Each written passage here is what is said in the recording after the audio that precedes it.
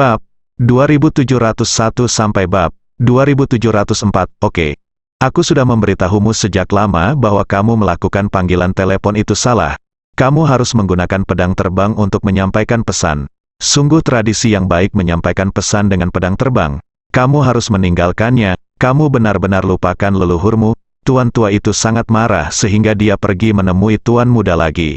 Saya memukul kepala paman saya. Paman junior itu mengeluarkan suara aduh, menutupi kepalanya dan lari. Saat ini, dua lubang hidung besar muncul di layar ponsel. Xiao Jing, apakah kamu di sini? Kata leluhur, saya masih bisa melihat benda ini dengan sangat jelas. Guru, apakah kamu baik-baik saja? Liu Jing bertanya sambil tersenyum. Nenek moyang berkata, saya baik-baik saja. Mari kita tidak membicarakannya sekarang. Bagaimana misi Anda selesai? Mengapa wajah Anda begitu merah? Ketika Liu Jing mendengar ini, dia segera berkata, oh, guru, saya masih punya ada yang harus dilakukan. Mari kita tidak membicarakannya sekarang, sampai jumpa.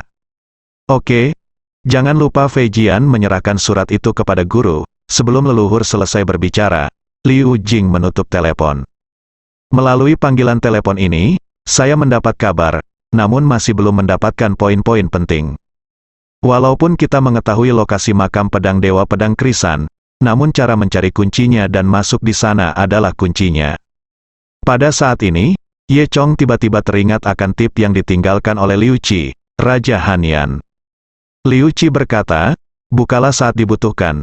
Pada saat ini, Ye Chong tiba-tiba mengerti, bukankah sekarang saatnya dibutuhkan? Memikirkan hal ini, Ye Chong mengeluarkan sekantong tip dari senjata ajaib luar angkasa. Membuka tas brokat, saya melihat 4 kata tertulis di tas brokat, makam Dewa Yinshan. Ada juga alamat makam Dewa Yinshan di bawah ini. Ye Chong ingat bahwa inilah yang dikatakan Liu Qi kepadanya sebelumnya. Pertempuran tragis di mana Dewa Pedang Krisan memimpin dunia seni bela diri Tiongkok untuk melawan iblis di dunia barat.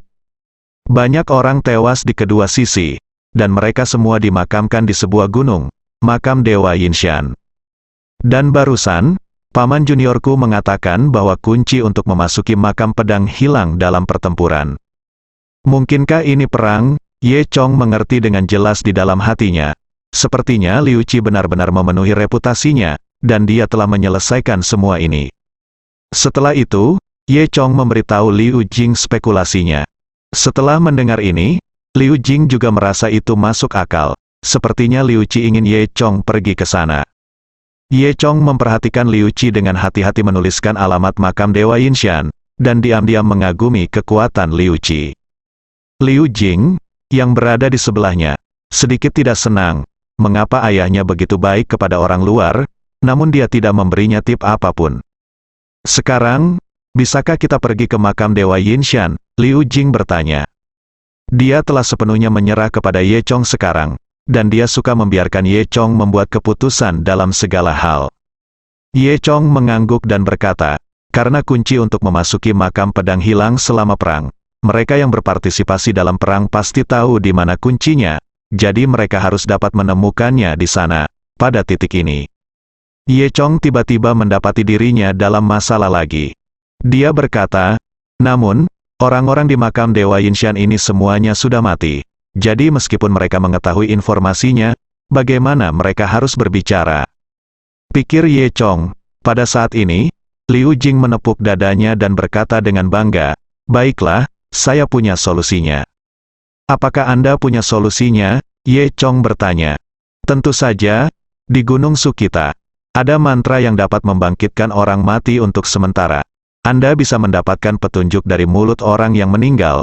Tentu saja, mantra ini juga terbatas, Anda hanya dapat menanyakan 3 pertanyaan yang telah dibangkitkan, Liu Jing berkata. Ye Chong tahu bahwa Susan telah diturunkan dari zaman kuno, dan keajaiban yang dimilikinya secara alami sangat luas dan mendalam. Bagus sekali, kami akan segera berangkat, Ye Chong sangat gembira. Liu Jing mengangguk. Setelah itu, Ye Chong dan Liu Jing pergi dari sini. Dan melihat Ye Chong dan Liu Jing pergi seperti sepasang dewa dan dewa, Rile itu, yang bersembunyi di samping, merasakan perasaan campur aduk di hatinya saat ini. Dia tidak menyangka bahwa adik laki-lakinya, Ye Chong akan memiliki kemampuan seperti itu. Dan pada akhirnya, dewinya benar-benar melarikan diri bersamanya, Yi Kuyu.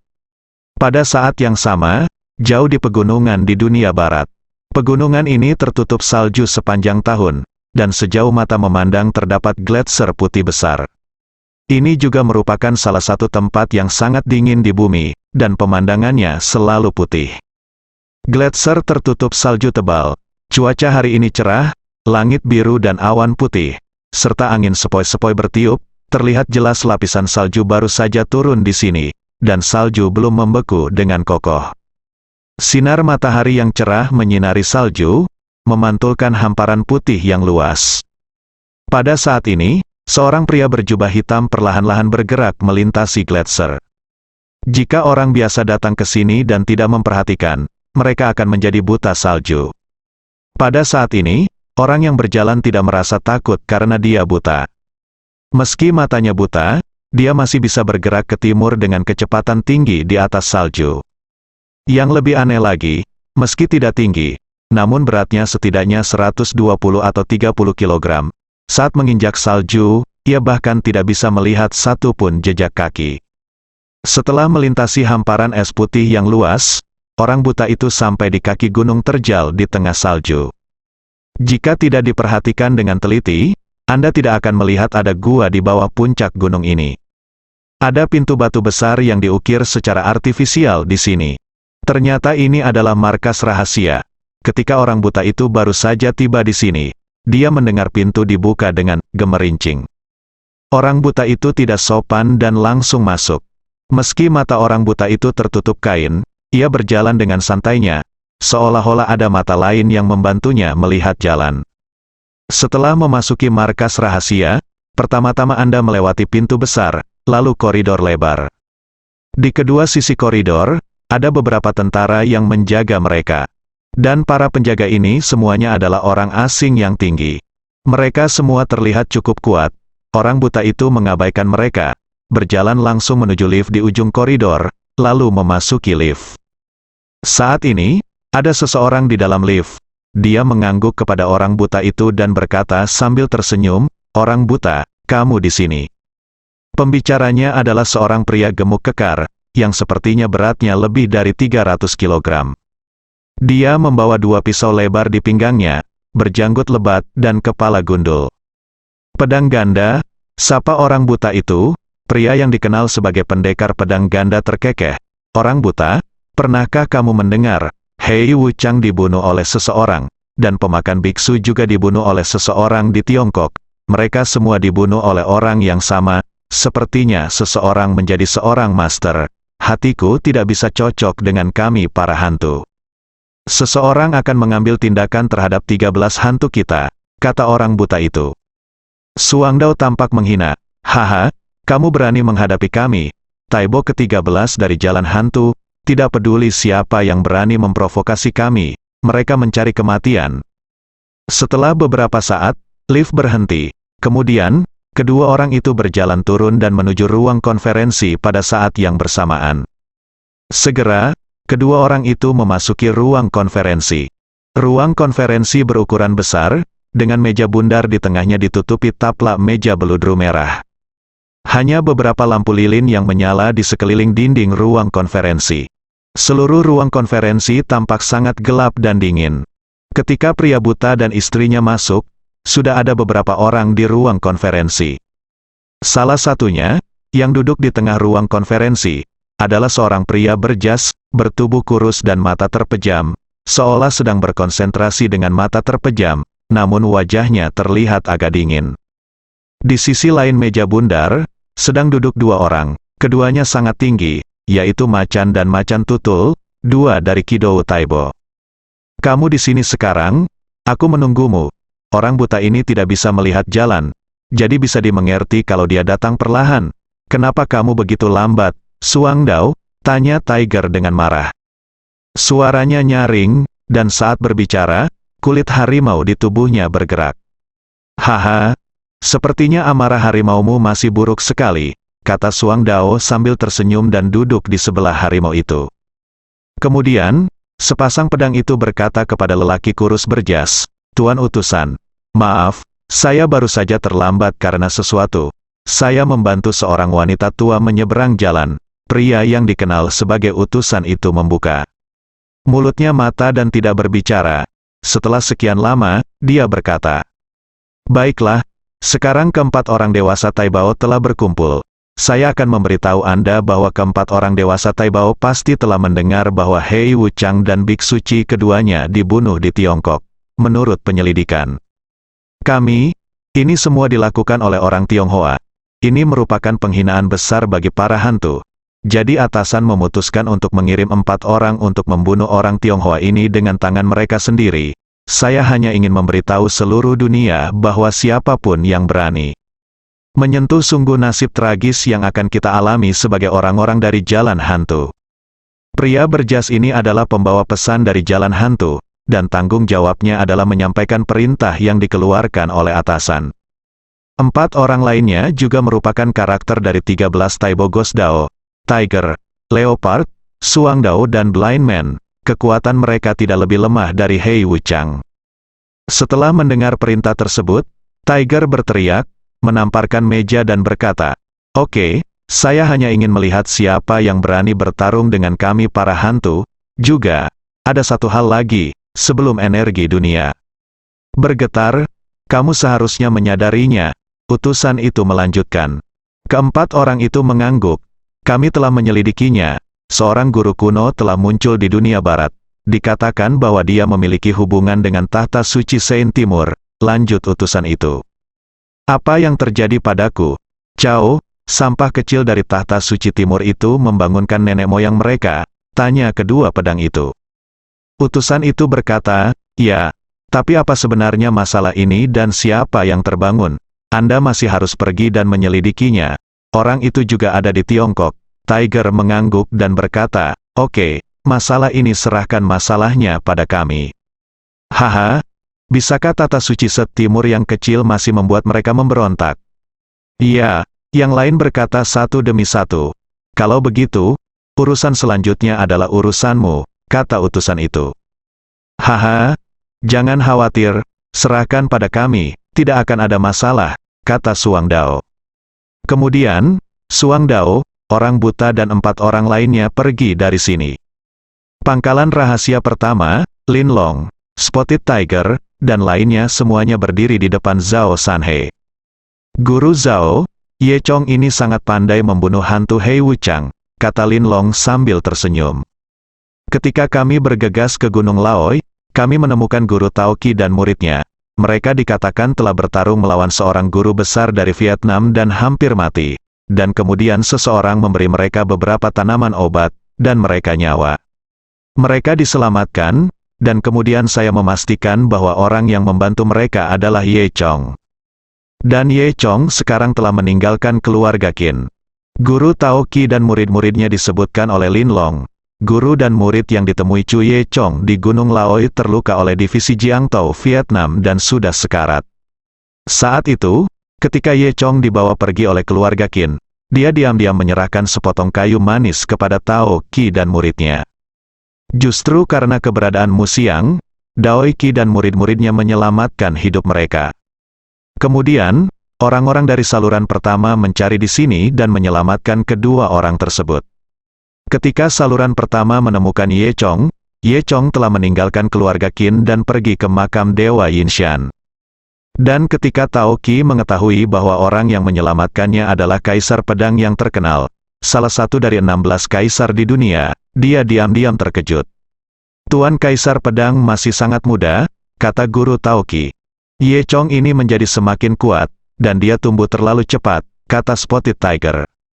Zhao Sanhe mengangguk dan berkata, "Inilah orang yang dapat menghidupkan kembali Tiongkok kita." Dan Lin Long terus bertanya, "Guru, Ye Chong akan pergi ke makam Dewa Yinshan di sini. Saya ingin tahu apakah akan ada bahaya. Haruskah kita pergi secara diam-diam? Perhatikan." Zhao Sanhe menggelengkan kepalanya dan berkata, "Tidak, anak ini memiliki takdirnya sendiri, kami tidak ingin ikut campur, kami harus berkonsentrasi melakukan urusan kami sendiri." Kemudian, Zhao Sanhe bertanya lagi, Ngomong-ngomong, orang itu bagaimana penyelidikannya? Banhu berkata, saudara-saudara yang kami kirim untuk menyelidiki semuanya telah dibunuh oleh pihak lain. Ketika dia menyebutkan ini, Linlong menghela nafas dan menambahkan, orang itu adalah orang nomor 1 yang masuk Tiongkok waktu telah kami lacak, tetapi orang itu terlalu kuat, dan kami kehilangan beberapa agen lagi. Belum ada kabar tentang orang itu sekarang, tapi menurut penyelidikan, tempat terakhir dia muncul juga dekat Gunung Laoi. Saya tidak tahu apakah itu suatu kebetulan, atau ada hubungannya dengan Tuan Ye kemana dia pergi, Zhao. Sanhe terdiam beberapa saat, dia tidak tahu tentang masalah ini. Sepertinya orang ini sangat sulit dihadapi. Dia pasti punya tujuan datang ke Tiongkok. Kita harus lebih berhati-hati, kata Zhao Sanhe. Iya, tahu, Linlong berkata. Kali ini, saya akan menyelidikinya secara langsung. Tepat setelah Ye Chong dan Liu Jing pergi, keluarga Qin berada dalam kekacauan. Pada saat ini, orang tertua di keluarga Qin adalah seorang penatua dengan senioritas menengah. Dia menjadi pemimpin keluarga Qin, dia adalah hendak mengambil alih. Ketika mereka memimpin keluarga Qin untuk membereskan kekacauan, seorang pria tiba-tiba muncul di depan mereka. Ini adalah pria jangkung yang mengenakan jubah merah dan berkerudung merah. Wajahnya tersembunyi di balik tudungnya, itu sulit untuk melihat dengan jelas dalam bayangan topinya.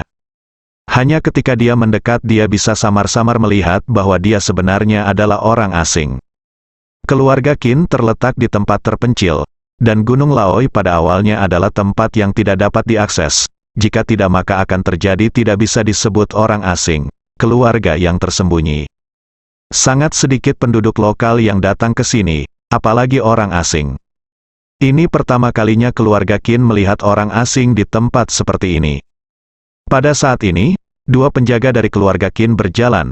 Apa yang kamu lakukan? Dari sinilah asalmu, sebelum penjaga selesai berbicara, mereka mendengar dua ledakan dan kedua penjaga itu langsung jatuh ke tanah, meninggal. Melihat pemandangan ini, semua orang di keluarga Qin yang baru saja ketakutan menjadi lebih ketakutan. Panggil manajermu ke sini, kata pria berkerudung merah dalam bahasa Mandarin yang fasih. Dia tidak lain adalah Paus Tahta Suci Jerman dan Austria. Paus Deo berkata dengan dingin. Keluarga Qin yang masih hidup secara alami tidak berani mengabaikannya, dan buru-buru kembali ke keluarga Qin dan memanggil tetua terbesar dari keluarga Qin. Segera, para tetua keluarga Qin datang dengan tergesa-gesa. Dia juga tahu bahwa orang yang datang pastilah makhluk lain yang tidak mampu dia sakiti. Tuanku, saya bertanya-tanya mengapa Anda ada di sini. Tetua keluarga Qin bertanya dengan penuh hormat. Kemana perginya orang-orang? Paus Jerman dan Austria bertanya langsung. Ternyata Paus Jerman dan Austria melihat dari bola kristal itu arah tenggara, maka ia pun pergi ke tenggara. Akibatnya, meski bertemu Ye Chong di tengah jalan, Paus Jerman dan Austria tidak menganggapnya serius. Setelah berkelahi, dia mengira dia telah memukuli Ye Chong sampai mati, tapi dia benar-benar pergi.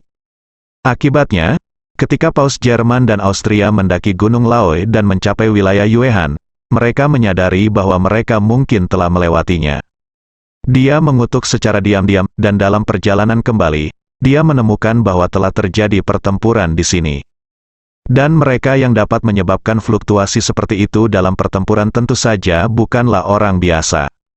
Paus Jerman dan Austria tentu saja mengira inilah target yang dia cari. Oleh karena itu, Paus Jerman dan Austria menanyakan pertanyaan ini. Dan sesepuh keluarga Qin bukanlah orang bodoh. Begitu mendengar perkataan Paus Jerman dan Austria, dia tahu siapa yang dicari Paus Jerman dan Austria. Tetua keluarga Qin berkata dengan cepat, "Oh, Tuan, mereka sudah pergi." "Hilang? Kemana?" "Tidak, saya tidak tahu," kata sesepuh keluarga Qin. "Apa kamu tidak tahu? Lalu kamu bisa mati," kata Paus Deo. "Jangan ucapkan selamat tinggal," tetua keluarga Qin segera memohon belas kasihan. Biarkan aku memikirkannya." Setelah berpikir lama, tetua keluarga Qin tiba-tiba berkata, "Oh, aku mengingatnya, sepertinya mereka menyebutkan tempat yang disebut makam Dewa Yinshan." Ketika Paus Jerman dan Austria mendengar ini, dia menyipitkan matanya lagi. "Makam Dewa Yinshan, di mana itu?" Makam Dewa Yinshan terletak di bagian terdalam Siwandasan pegunungan di selatan Gunung Laoi. 100 km jauhnya, dulu ada tempat di mana para dewa dan iblis bertarung, kata tetua keluarga Qin. Apa yang mereka lakukan di sana? Tanya Paus Jerman. Saya benar-benar tidak tahu tentang ini, kata tetua keluarga Qin. Iya, saya benar-benar tidak tahu, kata semua orang satu demi satu. Setengah menit kemudian, Paus Jerman dan Austria meninggalkan kediaman keluarga Qin, dan ketika dia melihat lagi, tidak ada seorang pun yang hidup di keluarga Qin. Seluruh keluarga Qin dibasmi sepenuhnya oleh Paus Jerman dan Austria dalam waktu setengah menit. Kemudian, Paus Jerman dan Austria berbelok ke lampu merah dan menuju ke selatan Gunung Laoi. Sepanjang perjalanan, Paus Jerman dan Austria memikirkan pertarungan epik antara dunia seni bela diri Tiongkok dan dunia Barat. Meskipun Paus Jerman dan Austria tidak ikut serta dalam perang itu, dia juga telah mendengar tentang kekejaman perang tersebut. Dewa Pedang Krisan yang legendaris di Tiongkok memimpin semua orang berperang dan akhirnya menang. Mayat orang kuat yang tak terhitung jumlahnya tertinggal di Gunung Perak yang tidak diketahui. Belakangan, tempat itu dinamakan Makam Dewa Yinshan. Sejak perang itu, lingkaran seni bela diri di kedua sisi telah rusak parah dan keduanya perlu istirahat. Kemudian, ketika energi spiritual bumi habis, semua orang sibuk berusaha menyelamatkan nyawa mereka, dan dunia barat berhenti mengorganisir serangan. Paus Deo berpikir sambil bergegas menuju makam Dewa Yinshan. Di sisi ini, Ye Chong dan Liu Jing sedang menuju makam Dewa Yinshan. Siwandasan adalah pegunungan berkelanjutan di selatan Gunung Laoi. Pegunungan ini tidak dapat diakses dan sebagian besar merupakan hutan perawan. Banyak penjelajah internasional pernah berkunjung ke sini, namun banyak juga yang menghabiskan hidupnya di sini. Banyak juga makhluk misterius di pegunungan yang sangat berbahaya. Orang biasa tidak bisa datang ke sini sama sekali. Pertarungan antara dewa dan setan di Tiongkok dipilih di sini karena wilayahnya yang jarang penduduknya. Bahkan jika kekuatan Dewa Tanah bertabrakan satu sama lain, itu tidak akan mempengaruhi orang biasa. Ye Chong dan Liu Jing kini telah tiba di bagian terluar Gunung Siwan. Di depan mereka ada puncak gunung yang menjulang tinggi. Setelah mendaki gunung ini, kami memasuki pedalaman seluruh pegunungan. Saat ini, melihat sekeliling, ada pegunungan di kejauhan, dengan banyak gunung, dan Anda tidak dapat melihat tepiannya secara sekilas. Pegunungan terlihat damai dari luar, namun ada banyak bahaya yang tidak diketahui tersembunyi di dalamnya.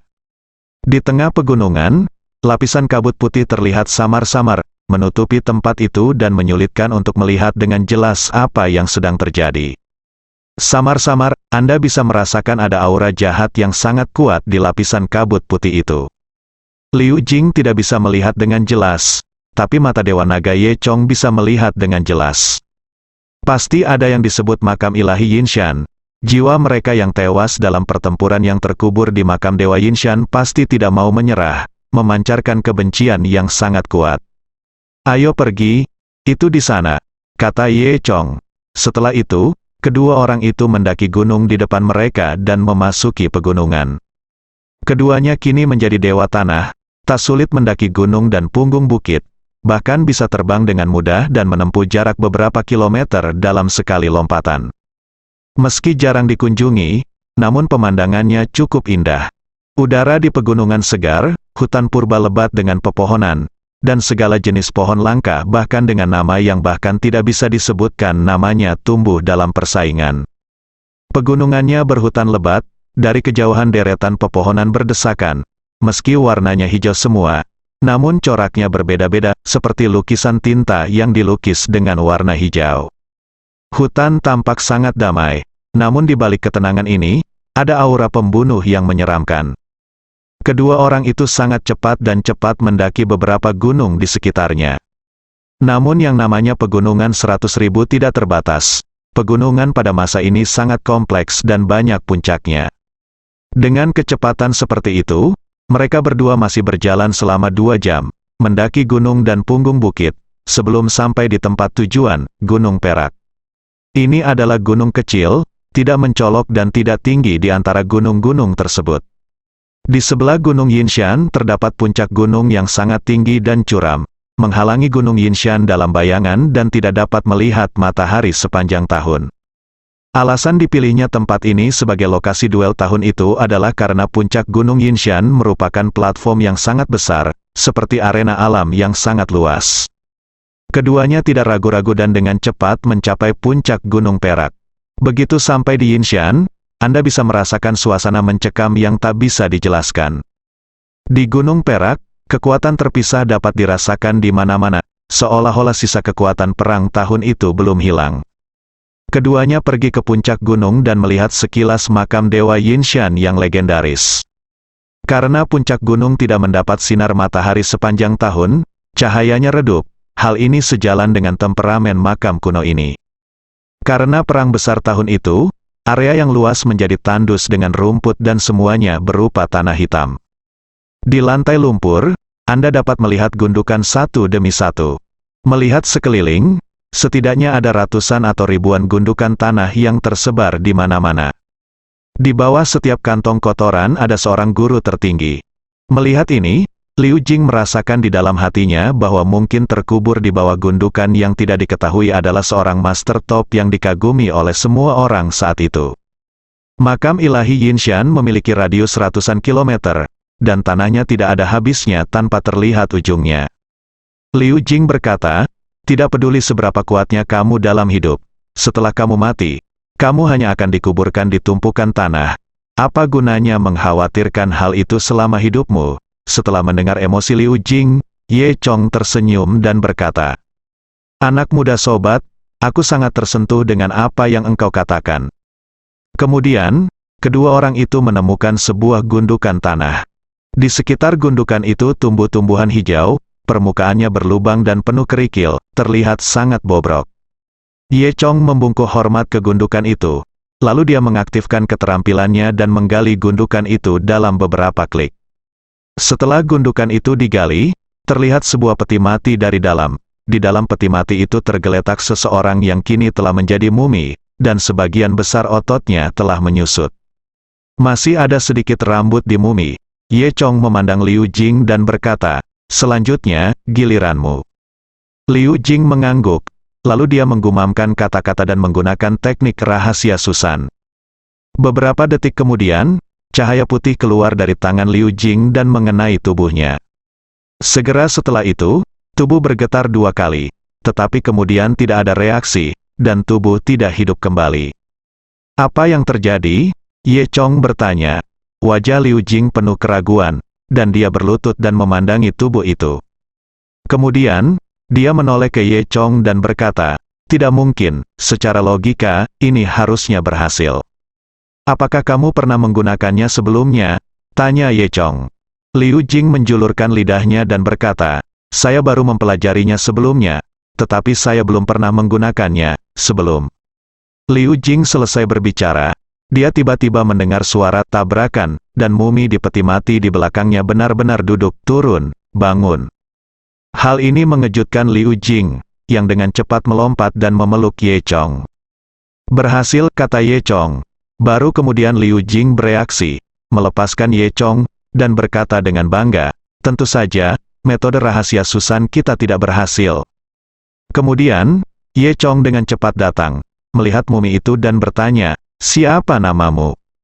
Mumi itu menjawab, "Namaku Uzier." Ye Chong berkata pada dirinya sendiri, "Saya orang barat." Pertanyaan Ye Chong bukanlah sebuah pertanyaan, tetapi mumi itu menganggapnya sebagai pertanyaan, dan mumi itu menjawab, "Ya." "Apa, aku tidak bertanya padamu? Kenapa kamu menjawab?" kata Ye Chong cepat. "Tidak ada alasan," jawab mumi. Setelah menjawab, mumi itu jatuh ke tanah tak bergerak dengan bunyi letupan. Ye Chong tertegun. "Apa yang terjadi?" Liu Jing berkata, "Saya sudah mengatakannya sebelumnya, saya hanya bisa mengajukan 3 pertanyaan." Ye Chong terdiam dan berkata, "Oke, mari kita hidupkan kembali." Liu Jing menggelengkan kepalanya. "Tidak, semua orang di sini hanya dapat dibangkitkan sekali." Ye Chong berpikir dalam hati, sihir Susan ini tidak terlihat bagus, dengan begitu banyak batasan. Namun, dia tidak mengatakannya dengan lantang. Kemudian, Ye Chong berkata, "Oke, ayo cari orang lain." Liu Jing mendengus dan berkata, Idiot, hati-hati lain kali, membangkitkan mayat membutuhkan banyak energi." Dengan itu, Ye Chong berkata Chong menggali naik ke kuburan orang kedua. Liu Jing mengucapkan mantra lain untuk menghidupkan kembali orang kedua. Dia secara khusus memperingatkan Ye Chong, "Kali ini, Anda harus berhati-hati dan memperhatikan pertanyaan Anda. Anda hanya dapat mengajukan 3 pertanyaan." Ye Chong mengangguk, "Jangan khawatir, saya tahu kali ini." Lalu, dia bertanya, "Bolehkah aku mulai sekarang?" Ye Chong sebenarnya ingin menanyakan kalimat ini pada Liu Jing. Tanpa diduga, mumi itu menjawab, "Oke." Ye Chong tercengang. "Bukankah aku bertanya padamu? Kamu tidak melihatku dan aku tidak melihatmu." "Aku melihatnya." Mumi itu menjawab lagi.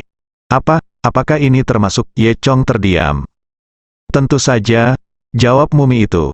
Setelah mengatakan itu, mumi itu mengeluarkan suara celepuk lagi dan jatuh ke tanah. 3 pertanyaan telah terjawab. Ye Chong terdiam.